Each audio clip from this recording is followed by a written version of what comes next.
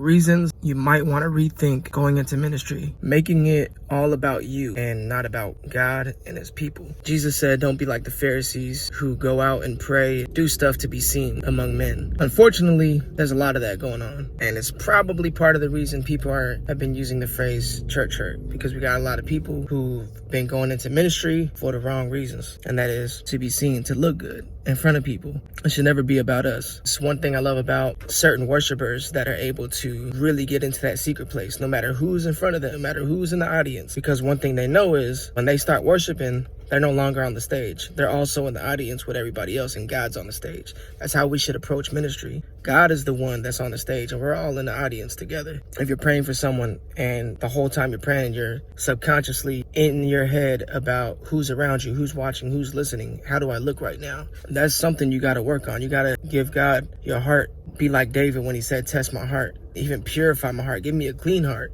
That's the way we got to be. We got to make sure we're in the right place with God. Jesus said, many will come to me saying, Lord, Lord, and he'll respond, I never knew you. If our approach isn't being one with him first, and our approach is really just being seen by people, sadly, we could end up being one of those people. Haven't I done this? Haven't I done that? Yeah, you may have done that, but were you known by God? Did you know him?